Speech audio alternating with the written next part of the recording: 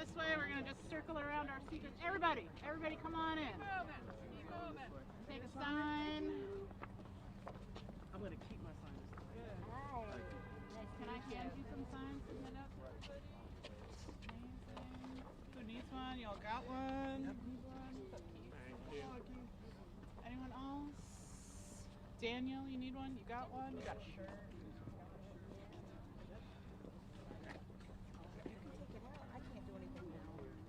You're smart. You wear gloves. I gave my kid my gloves. I'm wearing somebody else's gloves. See, I gave my kid my She's gonna let me wear her gloves since I got it. Alex, I need an extra. My kids need gloves. I soccer. You play soccer.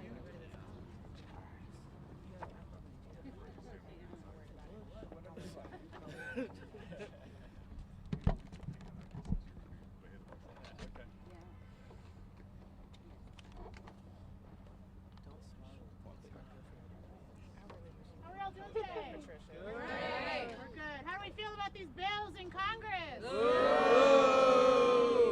How do we feel about Congress thinking that they have control over DC's police accountability laws? How do we feel about Congress trying to return DC to cash bail? Does anyone know how many bills this Congress has introduced now attacking DC? How many? 20. How many?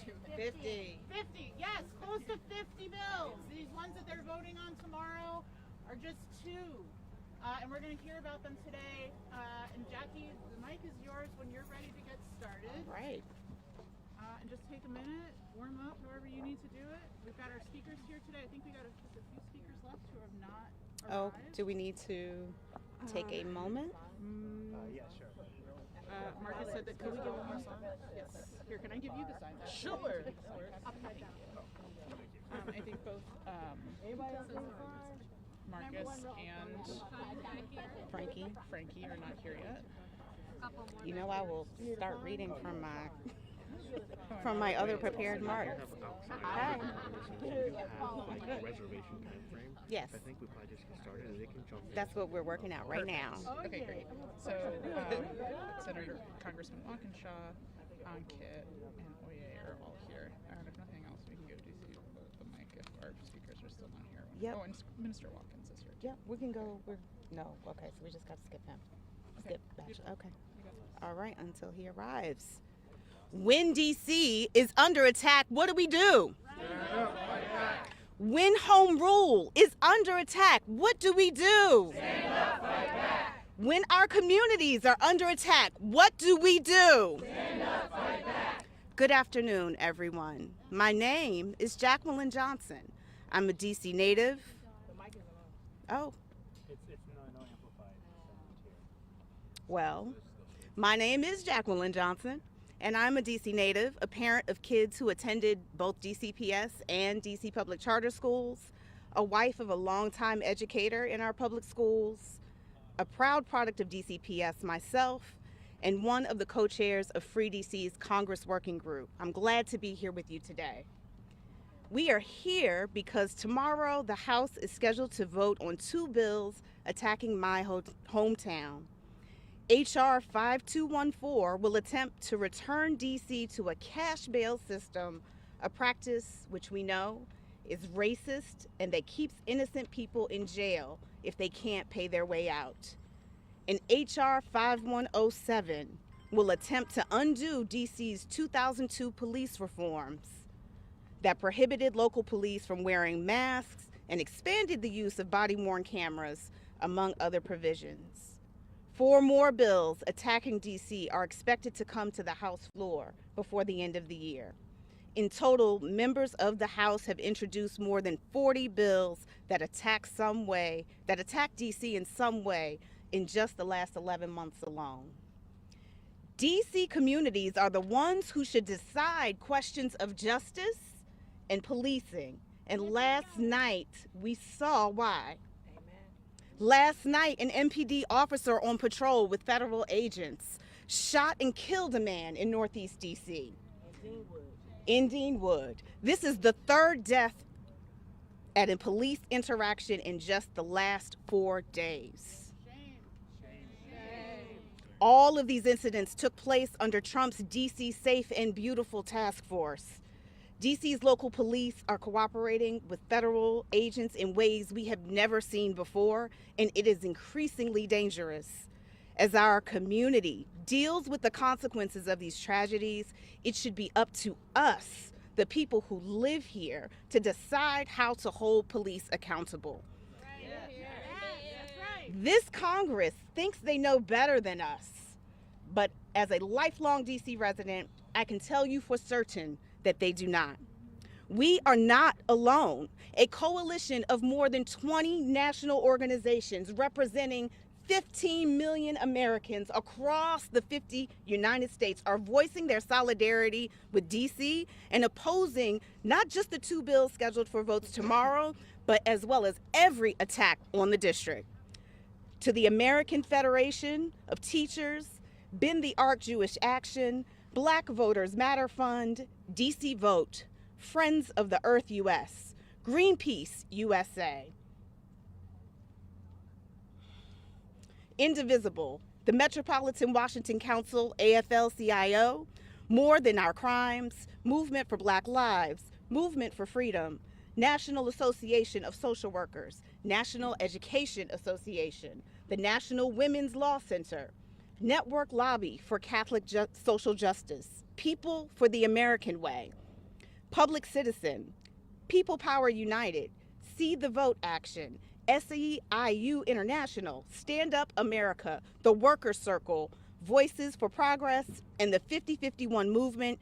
Thank you for joining our demand that Congress must stop these attacks on DC and side with democracy instead. Today we are going to hear from some speakers to share why it's so important that we stop these bills. To start us off, I'm pleased to introduce our neighbor from across the river representing Virginia's 11th, Congressman James Walkinshaw. Thank you, Jackie, and it's an honor to be here today with my friends in the District of Columbia. And just over 2 months ago, I was a local government official in Fairfax County on the Board of Supervisors. And for 6 years, I helped to make decisions that impacted the residents of Fairfax County in the most direct ways. And I learned that the people best positioned to make decisions about local issues for local communities are local government officials. That's right. And I've been in Congress now, as I said, for just over 2 months.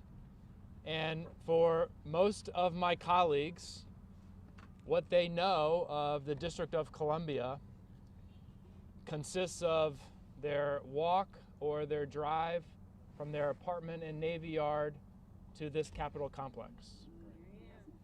They don't know anything about the neighborhoods in the District of Columbia. They don't know anything about the residents of the District of Columbia. They don't know anything about the history of the District of Columbia. And they are not the people that should be making decisions that impact the lives of the residents of the District of Columbia. That's right. And I also think it is telling that in this country right now, we are facing crisis after crisis after crisis. Today, we just voted to release the Epstein files, and we're facing a crisis of confidence in our democracy and in our government, in part because of the cover-up of those files. We're facing a healthcare affordability crisis because of decisions that this Congress has made to cut $1 trillion from Medicaid, the largest healthcare cut in history, to refuse to extend critical tax credits that make healthcare affordable for working families and middle-class families across all 435 congressional districts. We're facing an affordability crisis when it comes to groceries and everyday goods, the things that families all across the country need to get by. Crisis after crisis after crisis. And the majority here in Congress, led by Speaker Johnson, seemingly has no time to address those crises. But all the time in the world to meddle in the affairs of the District of Columbia. So later this evening, when we vote on the two bills that were referenced, I will be voting no. And I'm calling on all of my colleagues, especially those on the other side of the aisle, who have preached for many years that the government that governs best is that which is closest to the people, allows the government of the District of Columbia, the mayor and the city council, to make the decisions for the District of Columbia. And when I say that to my colleagues, they will cite the Constitution and say that Congress has the constitutional right to interfere in the affairs of the District of Columbia. And the question isn't, can we as Congress? The question is, should we? And the answer is no. We should not. We should do our work. Our work is to address the issues impacting every single American. And for a lot of my colleagues who have supported these bills that we're going to vote on tonight, those who have introduced the bills that we're going to vote on tonight, I wonder what their constituents would think if they knew that their member of Congress was spending their time not focused on the issues impacting their constituents in Ohio or California or Illinois or Louisiana or Mississippi, but is spending their time focused on the issues that impact the 700,000 people in the District of Columbia. So I call on my colleagues to do the job that your constituents sent you here to do, focus on serving them, and let the District of Columbia manage its own business. Thank you.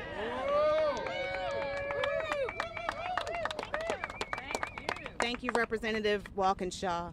Now I'm proud to introduce Senator Ankit Jain, elected by district residents to advocate before the Senate for full equality, DC statehood, and the protection of home rule.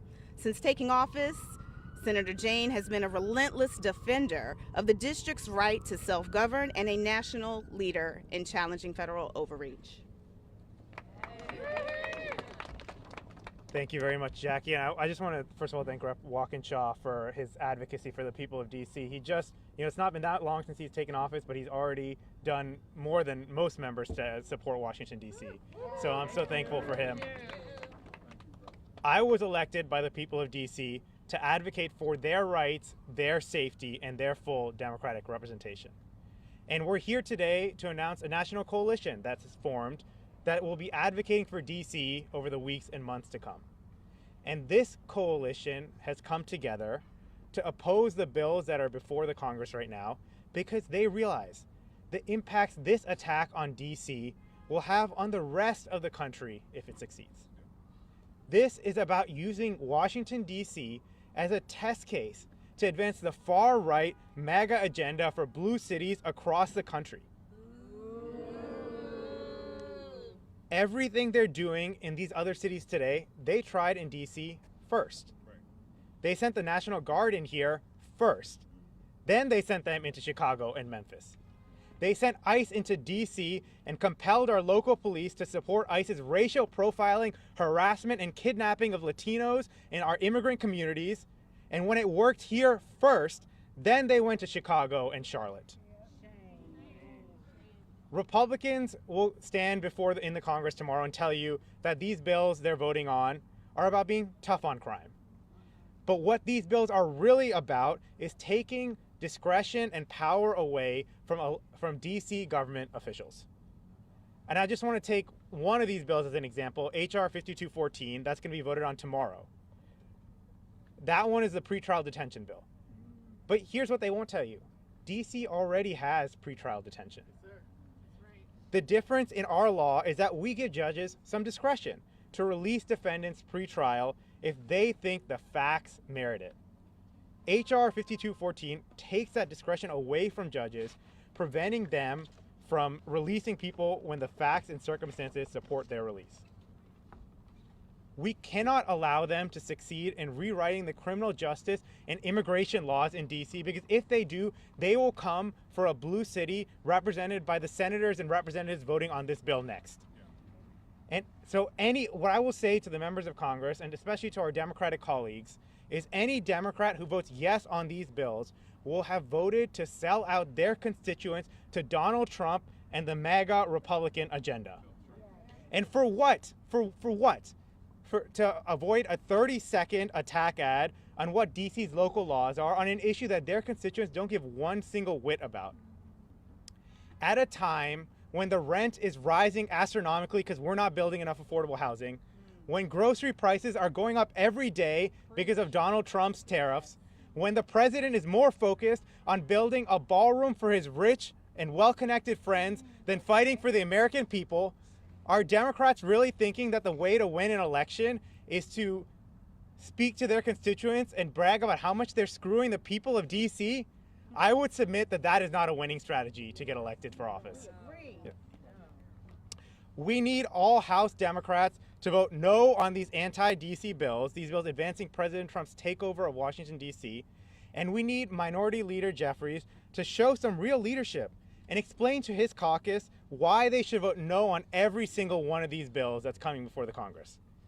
I am so glad we have formed this national coalition you see here before you today to get this message loud and clear out to members of Congress, and I'm excited to defeat these bills in the House and in the Senate where they go to next. Thank you very much.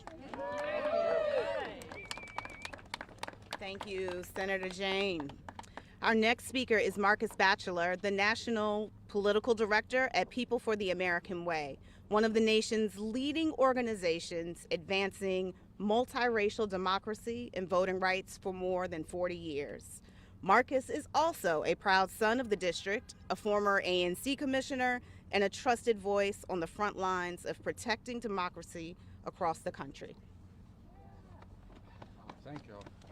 Let me hear you say free DC. Free DC. Say free DC. Free DC. I know it's a little chilly out here. Say free DC. Free DC. So I want to thank the members of this big, bold coalition who represent just a fraction of the 700,000 of us who call the District of Columbia home, and the millions of us around the country who value democracy and freedom for all of us. As was said before, my name is Marcus Batchelor.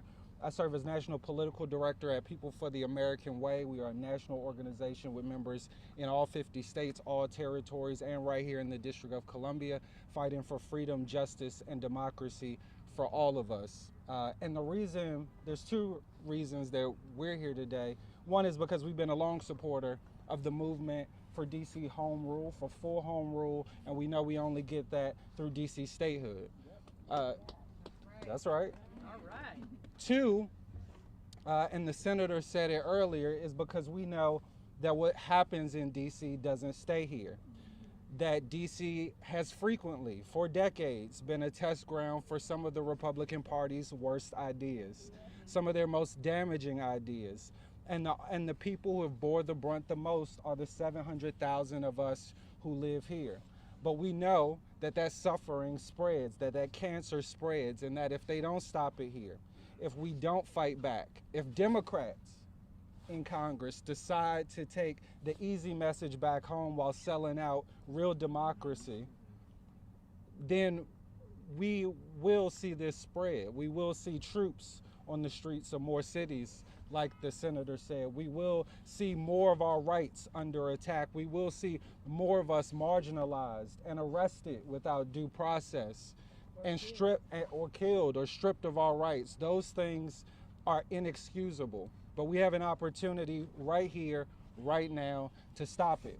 And so we're joining a coalition of national organizations, great organizations that have always fought for democracy, but are standing together to fight this particular fight, because we know that what happens in DC will put democracy on the line for all of us around the United States. So we'll continue to stand strong. We'll continue to stand with the people of DC. As a son of DC, a proud son of Congress Heights and Ward 8, who got his start in the DC statehood movement, organizing with fellow students, we know that this fight is not one day, it's not one bill, it's not one vote. it's daily vigilance. And so we want to thank the congressman for being here, for being our ally in Congress, not just on the big things like DC statehood, where we'll need you when we get a majority and the White House back, but on those seemingly small things that we know have a tremendously damaging impact on the residents here in the District of Columbia. So thank y'all so much. Thank you, Marcus. It is now my honor to welcome Minister Christian Watkins of the Network Lobby for Catholic Social Justice. Network represents a national coalition grounded in faith traditions that affirm justice, dignity, and democratic participation. Minister Watkins and the Faithful Democracy Coalition were among the earliest to condemn federally driven overreach into the district. Minister Watkins. Whoa. And Jesus asked the question, what would it profit them to gain the whole world but to lose their soul?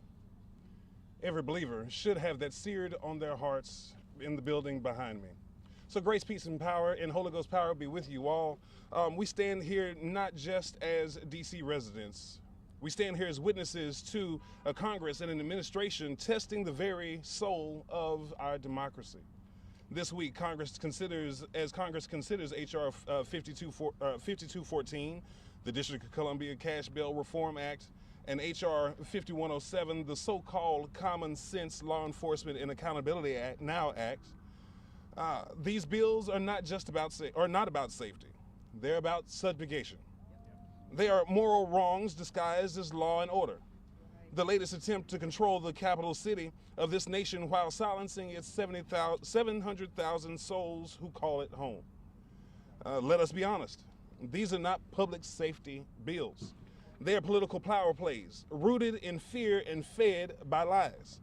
These bills are a part of a larger pattern, efforts to remove our elected attorney general, to criminalize homelessness, to weaken second chance laws, and to subvert the progress of returning citizens. It is a campaign of moral regression, an attempt to colonize DC all over again. H.R. 5214 would reimpose cash bail, putting price tags on people's freedoms, punishing the poor.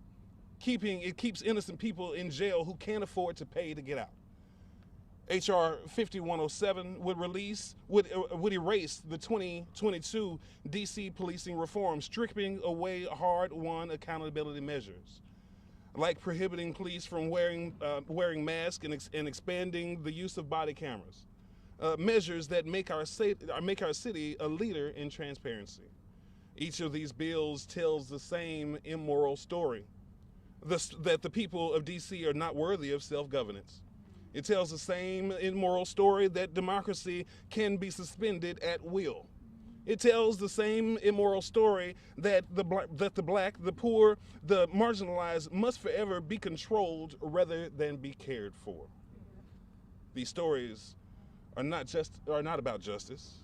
They're all about moral hypocrisy. They are the idolatry of authoritarianism, control over compassion, punishment over restoration, empire over empathy. But we say today, the District of Columbia is not a playground for political cruelty. We are a living community of people filled with faith, hope, and justice, and we refuse to surrender our moral or democratic birthright. Can I get a witness? Yeah. Catholic social teaching declares that a just society rests on participation, subsidiary, and the dignity of every human person. When Congress overrides DC laws and the duty of the elected will of its people, it violates each of those sacred principles. It says that power matters more than people, that dominion and domination is greater than democracy. It says that the voices of the governed can be dismissed. That's not just bad policy, it's sinful. As a black faith leader and a policy advocate here in DC, I refuse to let the fear-mongering masquerade as moral leadership. Being tough on crime is not righteous. History in this country has proven time and time again that it's easy to cage a person, especially if they look like me. But it is holy work to do the work and heal communities. True safety does not come from handcuffs or cages. It comes from housing, it comes from health care, education, and opportunity. Things that we were on track to pay for until Congress stole the $1 billion from DC budget. The prophets warned us long ago of the devastating cost to a nation that opposes, that oppresses the poor and ignores justice. And we are seeing it played out right here before our eyes. So we call upon Congress today to stop allowing DC to be the testing ground for authoritarian control. That's right. We are calling upon Congress today to stop weaponizing fear against communities who have already borne the pain of over-policing and under-protection. We're calling upon Congress to start listening to the people who live here, who love this city, who fight every day for justice that restores instead of punishes. An attack on DC is an attack on democracy. It's been well said before that an attack on democracy is an attack on the moral laws of God. DC deserves more than power over its own governance, not more punishment. And America deserves a strong democracy for all its people. On behalf of the people who sent me and those who stand with me now, I stand firmly on business and on the shoulders of my ancestors to strongly oppose HR 5214 and HR 5107. We will not bless injustice. I'll say it again, we will not bless injustice. We will not be silent. We will not trade our souls for political gain. My name is Minister Christian S. Watkins of Network Lobby for Catholic Social Justice. I am proud to be united with our staff and over 100,000 members and advocates across the country who are dedicated to educate, organize, and lobby for policies that will allow people to thrive. Together, we will keep working for real justice, not just power plays. Thank you, Minister Christian S. Watkins, for delivering that word for all of us today. I would like to introduce our next speaker, Frankie Sebrin of Harriet's Wildest Dreams, a Black-led community defense hub defending the rights and safety of Black residents here in the district. Frankie has been a leading advocate documenting the harm of illegal pretrial detention practices under the current federal crime emergency and more. Frankie.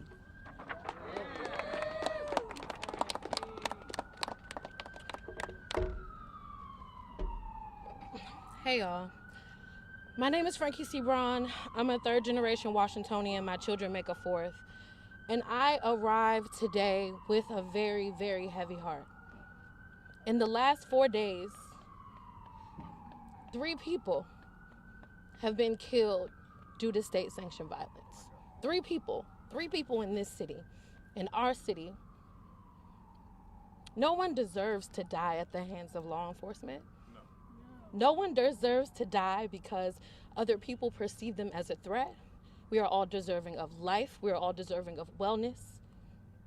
And what this administration, what this Congress, what these elected officials continue to do is lean on the side of authoritarian rule.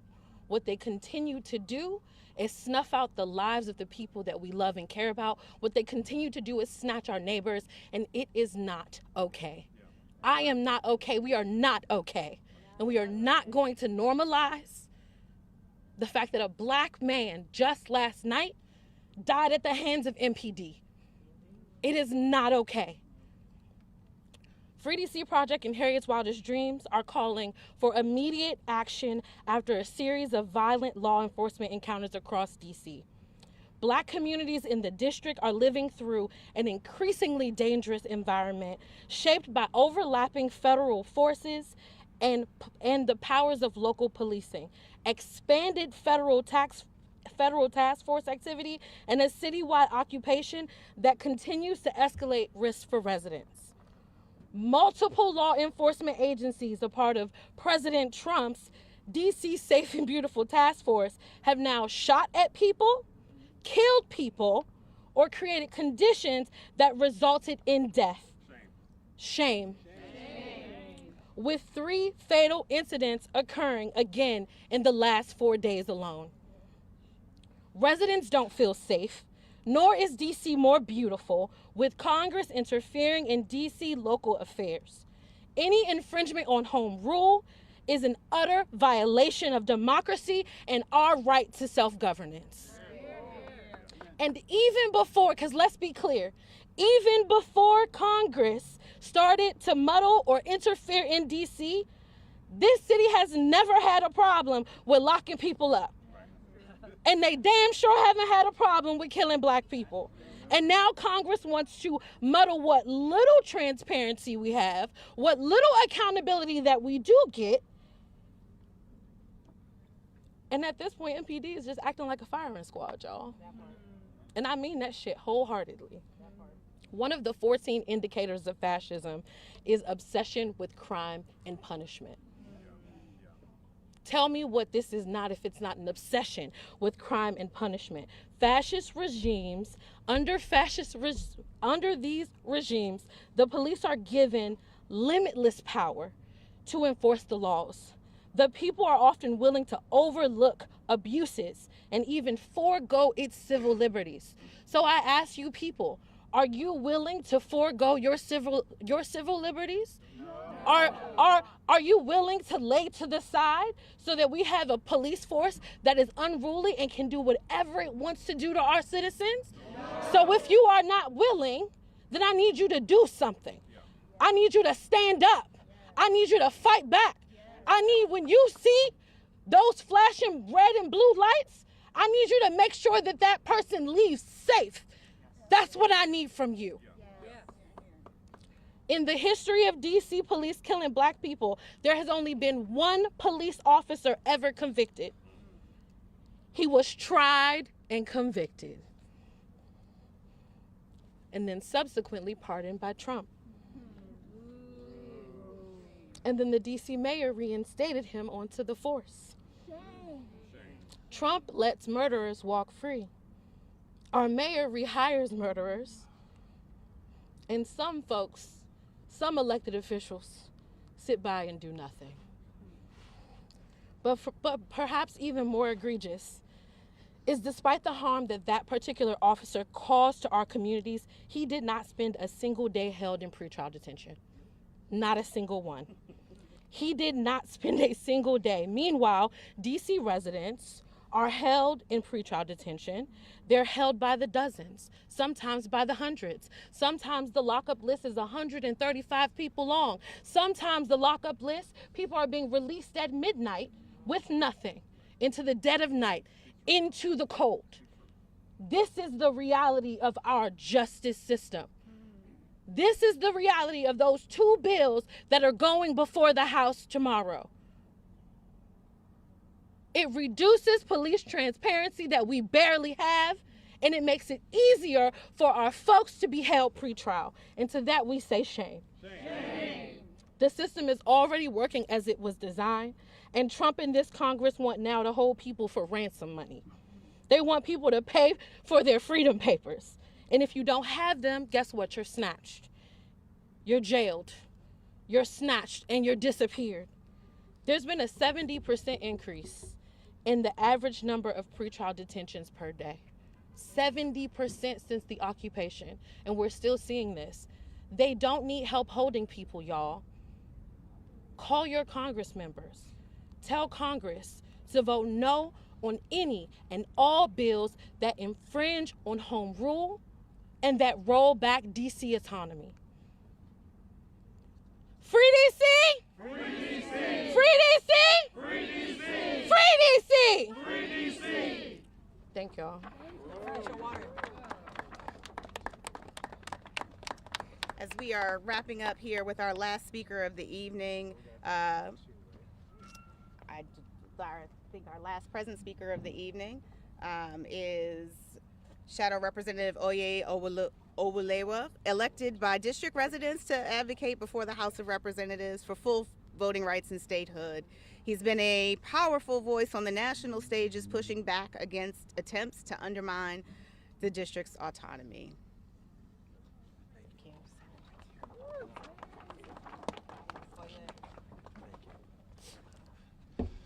I want to thank Free DC, the congressman, our senator, our councilmember Robert White, and every pissed off Washingtonian for being here. I want to thank the cameras for being here, because this is what resistance looks like. Half a century ago, 2 immigrant students on college fled a war-torn country with the promise of a better America. Those 2 folks, who ended up becoming my parents, were granted amnesty through bipartisan push and a Republican president. My God, had this country fallen. I stand before you, Dr. Oye Owolewa, as a U.S. representative, an activist, and one of the fellow pissed off DC residents. Someone who's pissed off that DC is now the setting where ICE and police are invading our streets, where Congress is allowed to rob us of $1.1 billion of public safety money, and now folks who we don't even elect have more control over our governance than we do. Right. That's not America. That shouldn't be us. And in 2025, we have national leaders that are putting headlines over us. Now, in addition to fighting for DC statehood, I also have a program called the Expungement Clinic where we help returning citizens, folks who are spent 30, 40, 50 years in prison, and many of them were affected by cash bail, where the school to prison pipeline is filled by the oil of cash bail, where folks are pleading guilty to crimes because they need to get out of prison and get out of jail because they can't afford to get out and they can't afford to wait. So today I stand before you to say, we are done with this. We should end this. And until there's a free DC, there's no free America. Until Congress gets their hands off of DC, there's no democracy. Until we fix our local democracy, there's no national democracy. I also want to point at all those living across the world and see what's happening here in America and understand the great hypocrisy of what's going on in DC, where we're the only inhabitants of the nation's capital in the Western Hemisphere that don't have equal voting rights. Any hemisphere. Thank you. When I was first elected as a representative 5 years ago, the conversation of statehood was just about voting representation. But since then, we've seen what having a lack of control of our National Guard has caused for us. We've seen what happens by not having our own local ability to pass legislation. We see what happens when Congress is able to steal our budget money just because they can. It's time to stop counting our time. It's time to make our time count. Yeah. We have leaders here who care. We have leaders here who couldn't make it. We have thousands of people who depend on the actions of today, and even more importantly for tomorrow. So I want to thank you for standing with us. I want to thank you for the rest of us for continuing standing up. We will win this because there's no other choice. Thank you. And my apologies. Our actual final speaker is Councilmember Robert White, at-large member of the Council of the District of Columbia. Councilmember White has long championed public safety grounded in evidence, community investment, and the rights of the district residents to govern ourselves free from interference. He is also the only council member who has participated in more than one of Free DC Lobby Days here on the Hill.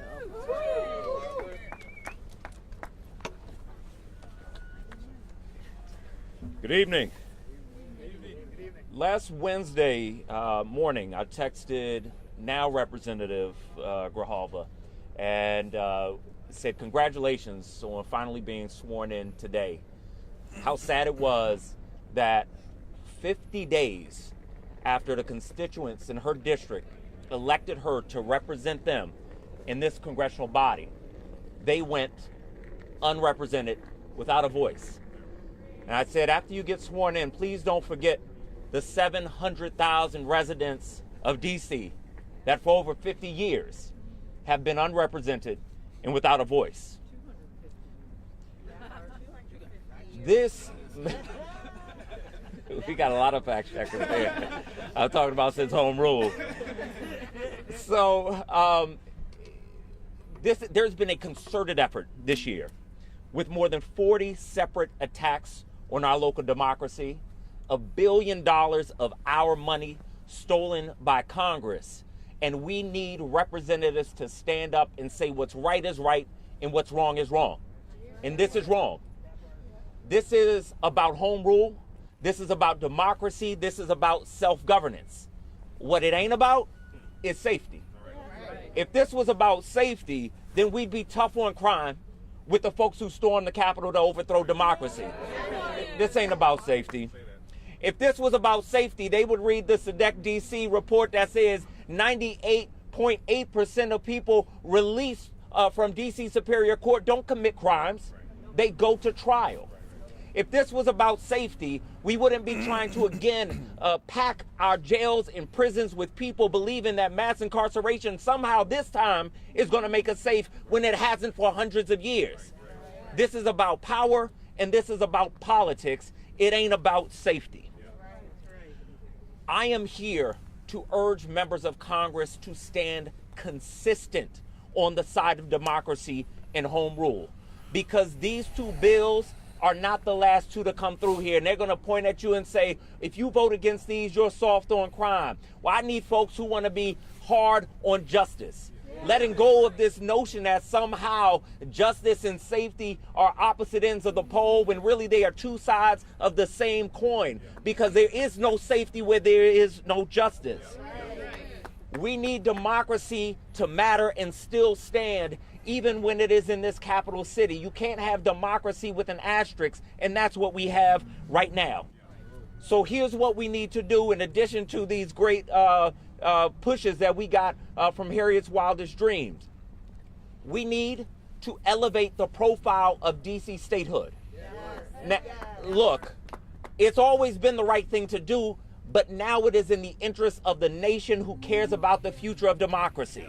If we are fighting redistricting across the country, then we have to recognize that two senators from the great state of Columbia, of New Columbia, would shift the power of democracy, the power of Congress for the next decade. So that is on us to push on the national level.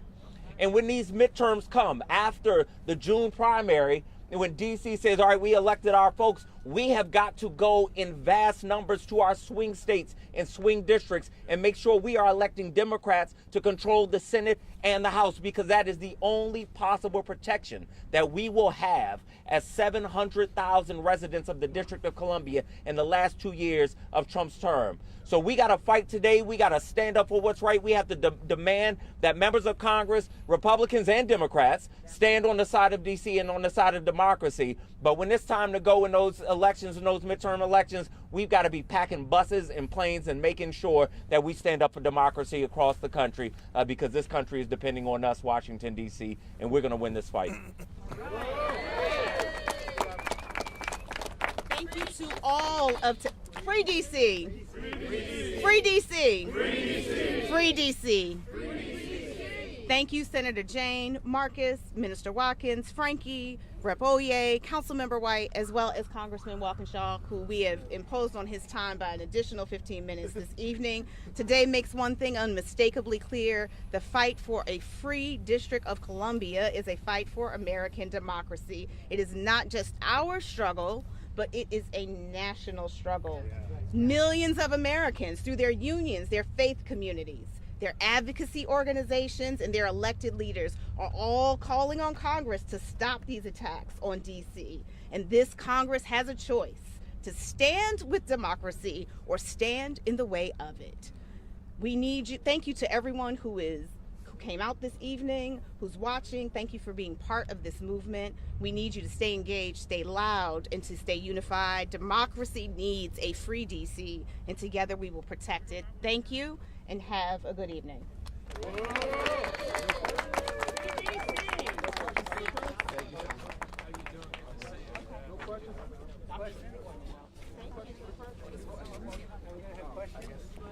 Do you want to do questions? Hey, council member. Hey, how you doing? Long time no see. Are you able to do a really quick interview, just kind of since we didn't get a chance to ask questions here? Yeah. All right, cool. Hey, Noel. Let's get to Let's move back. You going over there? Yeah, let's go into this back By the lot. way, I'm the communications. Oh, hey, Nice yeah, to meet you. finally put a Good name. yeah, exactly. Yeah, I can't think of. It's been a long day for me already. I understand. Yeah, we'll move to this grassy area just so we have a little bit. You got the mic? Yeah. Oh.